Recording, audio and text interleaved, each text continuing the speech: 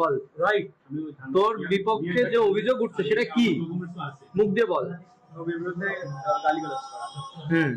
সেটা তুই কোন সেন্সে করছিস, কেন করছিস? আমার ওই সময় মাথা কাজ করেনি, রাগ হয়ে গেছিল। আমি দেন রাগ তো আমাকেও কম বেশি। আচ্ছা থাম থাম থাম, আমি কথা কইতে দাও, কথা কইতে দাও।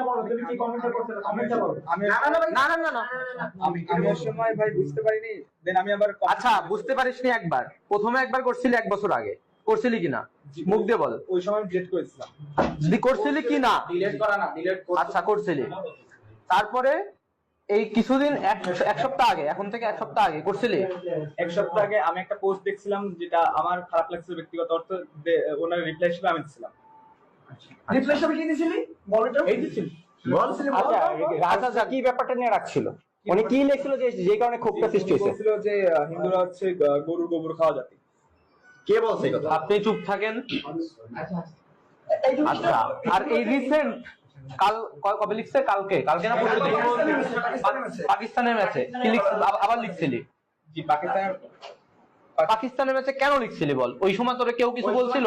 ওই সময় সবাই ওই কমেন্টে যে বড় যে ওইখানে বাংলাদেশ আর পাকিস্তান হচ্ছিল, দুইটাই মুসলমান কান্ট্রি, ওইখানে তোর কি কাজ?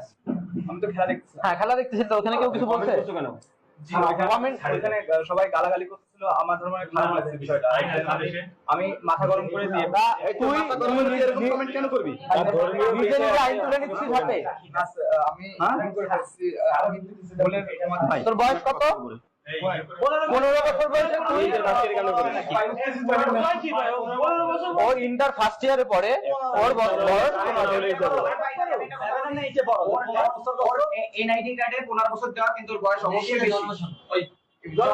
18 কাছাকাছির বয়স, 18 কাছাকাছির বয়স। তুমি কি আমাদের নবীর নামে কি গালাগালি করছো তার বাপ মা সহ? আমাদের নবীর নামে কি সরাসরি তার বাপ মা সহ কি অকথ্য ভাষায় গালাগালি করছো? Yes or no? জি। কেন করছো? জোরে বলো।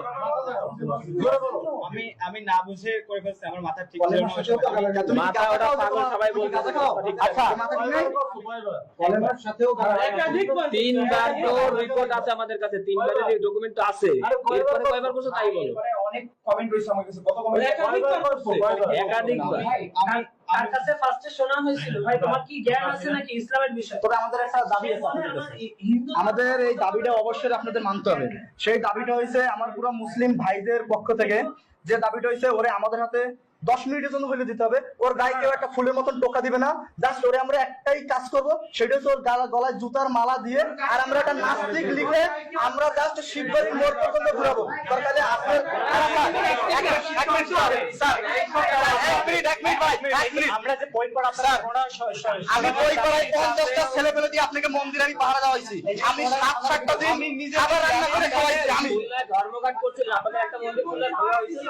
আরিয়ান ভাই আমি ভাই এই সেই